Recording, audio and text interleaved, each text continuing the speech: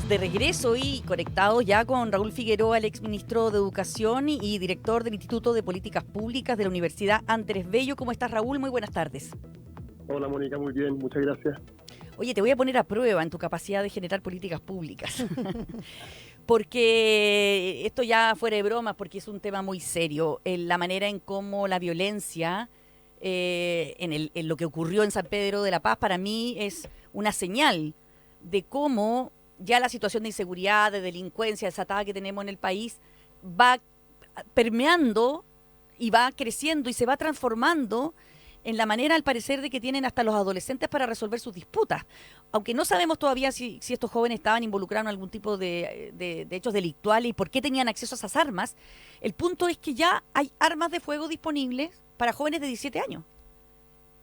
Claro, el tema es obviamente muy complejo, afecta en este caso a una comunidad completa escolar y tiene una onda expansiva, ¿cierto?, para el resto del sistema, sí, a la que obliga a ponerle mucha atención.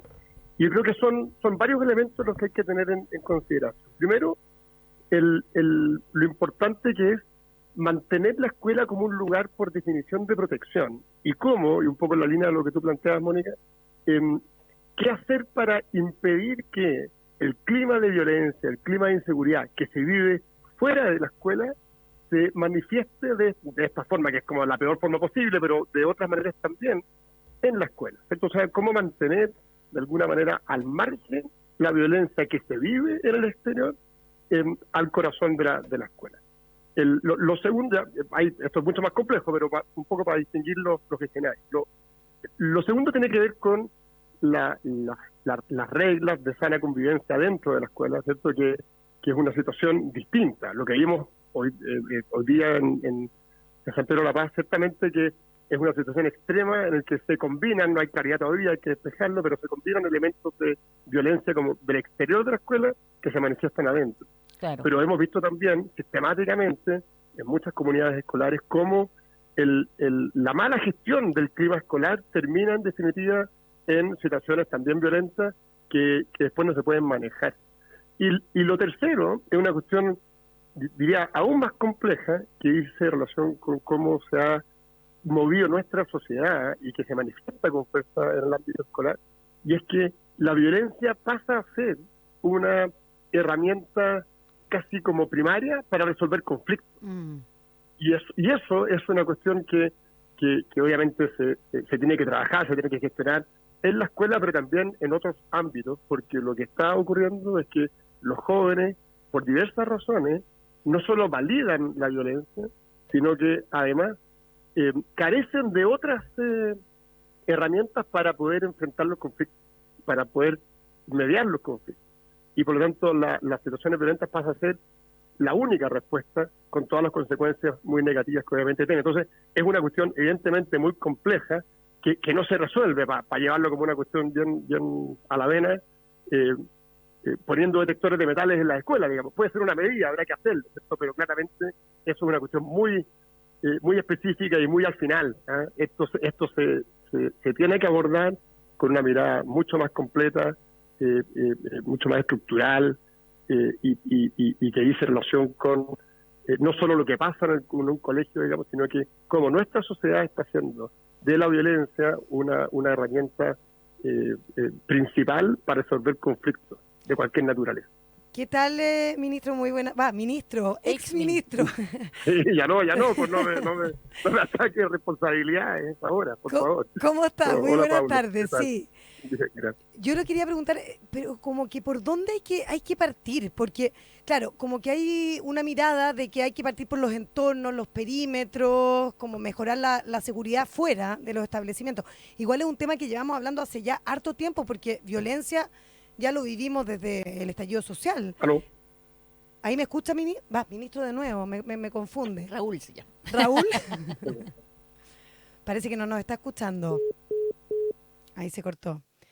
Claro, vamos a intentar la comunicación nuevamente con Raúl Figueroa, porque claro, pareciera ser que harto consenso, Mónica, respecto de que este es un tema estructural y que no se puede combatir este tipo de sucesos solo con una medida específica. Antes se supone que el tema de poner controles de detectores de metales era como bastante cuestionado por el oficialismo. Raúl, ahí está, ¿cómo está? Sí, perdón, no sé, algo pasó que se cortó, pero te sigo ahora. Ya, le decía que el tema de mejorar los entornos, todo lo que ocurre afuera de los establecimientos educacionales, es un tema que hemos venido discutiendo hace harto tiempo, pero pareciera que algo ocurre. Por ejemplo, el propio alcalde nos decía ayer que como que no se ve ese grado de complejidad y que como que no le habían dado tanto bombo al tema de seguridad que él reclamaba para sus colegios hace mucho rato. Entonces, yo no sé por dónde hay que comenzar, porque uno es pensar en lo que está ocurriendo afuera, y allí hay varias propuestas desde este tema de poner detectores de metales, que es una medida controvertida, hasta, me decían algunos, de instalar agentes fuera de los establecimientos educacionales, que no sé tampoco si es una medida que transversalmente va a ser aceptada. Sí, yo veo que son dos elementos que son complementarios, pero que se gestionan de manera diferente. Una cuestión tiene que ver con la agenda que se ha comido prácticamente estos últimos años, que es la agenda de seguridad y cómo en los barrios, en los distintos contextos, somos capaces de marginar el crimen, la violencia, ¿cierto? Y tomar medidas específicas que dicen relación con la seguridad en los barrios. Y eso corre por un carril. Y una cosa distinta es lo que pasa dentro de la escuela. Obviamente que hay que establecer una especie de frontera, de barrera, y hay que buscar todos los medios para que la violencia que ocurra afuera no traspase las escuelas, pero también es imposible pensar de que por poner barreras casi físicas tú vas a impedir que eso ocurra, porque mucha de la violencia que se manifiesta en las escuelas no es más que precisamente eso, la manifestación de un clima violento de las personas que al fondo circulan por todos los espacios. Entonces, no es un tema de poner barreras físicas, es un tema del control de la violencia por un lado y del crimen, ¿cierto? Estos son actos criminales además. Y por otro lado, el entender que a la escuela se le pueden exigir solo algunas cosas. Y hemos caído en una tendencia en exigirle a la escuela que resuelva prácticamente todos los problemas de la sociedad. Y eso yo creo que es un error profundo. Uno lo entiende, ¿cierto? Porque además es fácil, oye, todo se resuelve con educación. Eso es cierto, pero eso no significa que en la escuela esté la solución a todos los problemas. Y lo que se le puede exigir a una escuela son cosas súper específicas.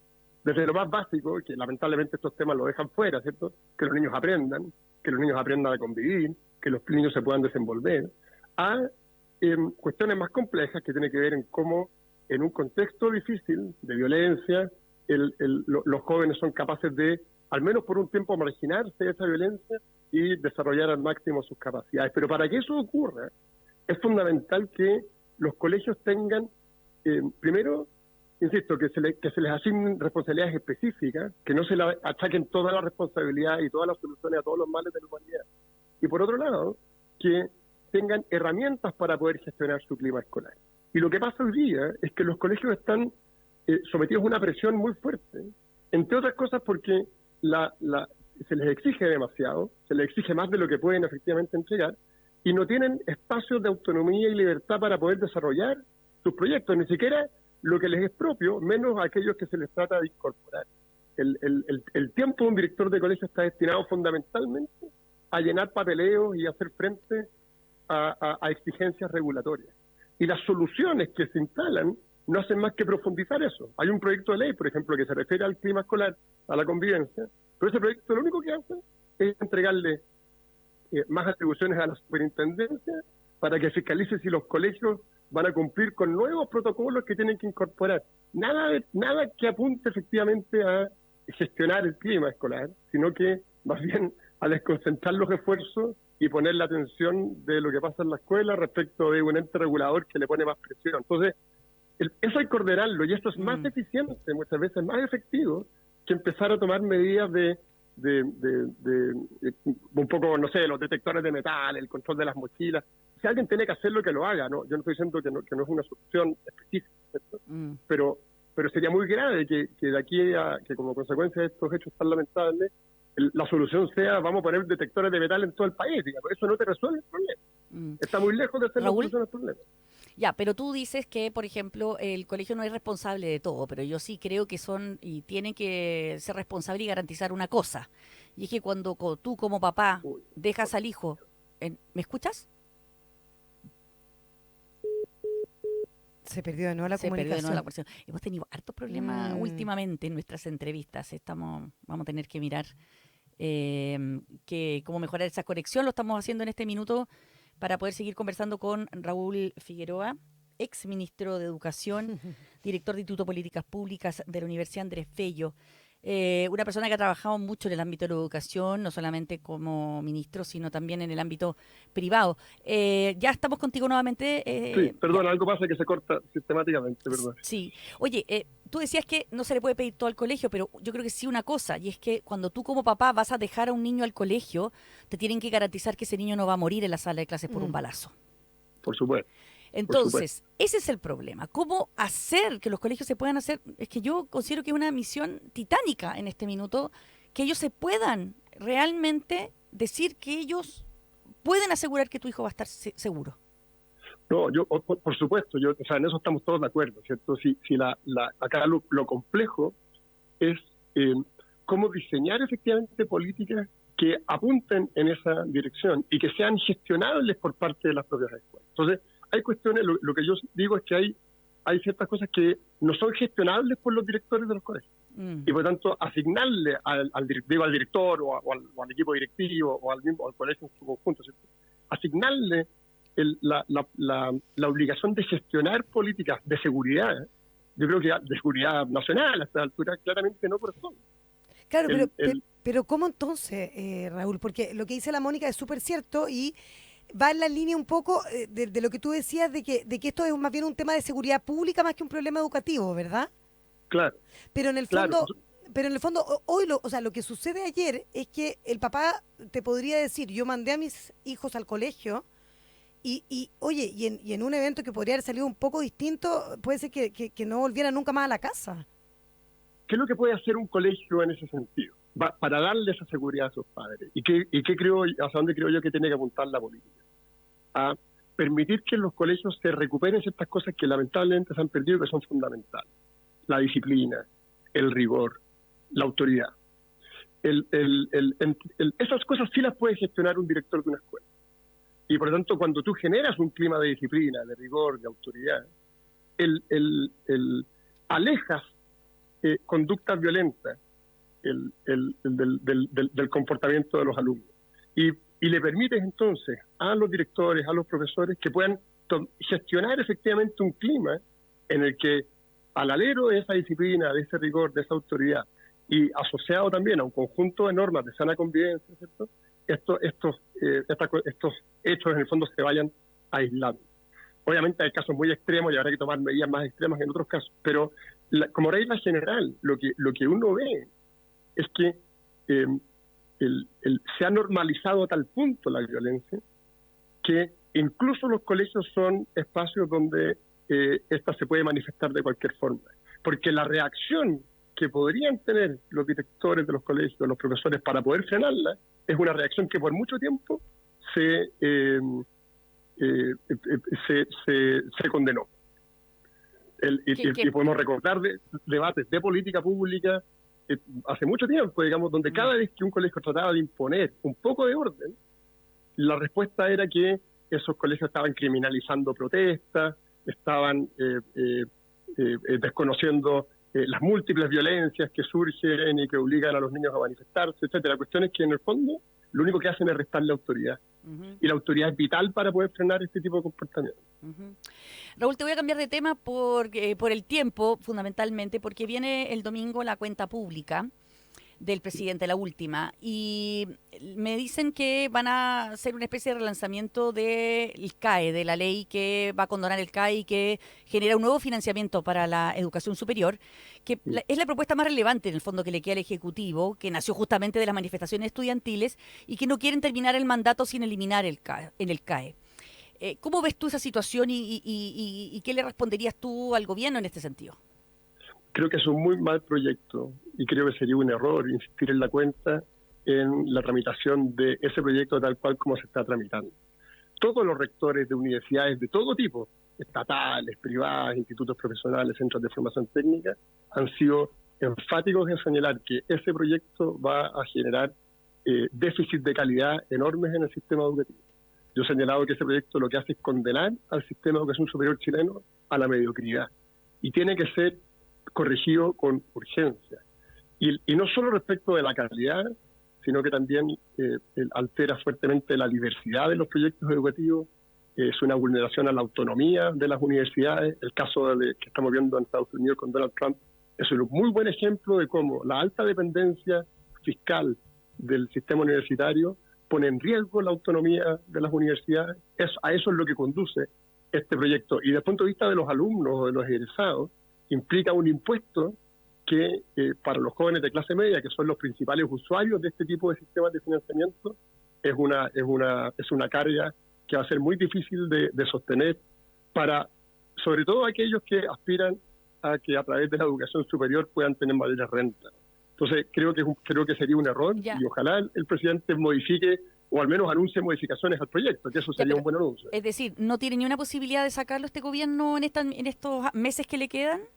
Ese proyecto está avanzando porque ahí están puestas las fichas, ¿cierto? Y uno sabe que cuando el Ejecutivo mueve, las cosas pueden ocurrir.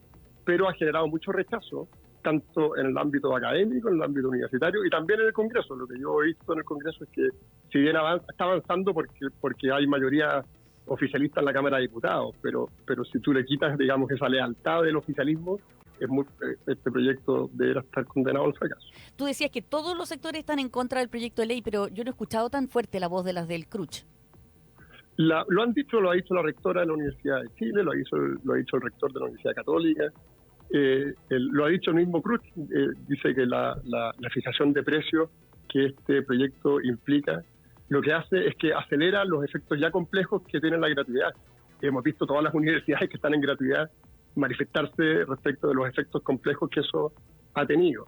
Y ya el hecho de que el CRUCH no lo apoye es bastante decidor, digamos. En general, el Consejo de Rectores tiene una voz que se cruza bastante con la política, ¿cierto? Y en este caso creo que es interesante escuchar lo que han dicho rectores de universidades muy relevantes en Chile respecto de cómo este proyecto impacta la calidad del sistema.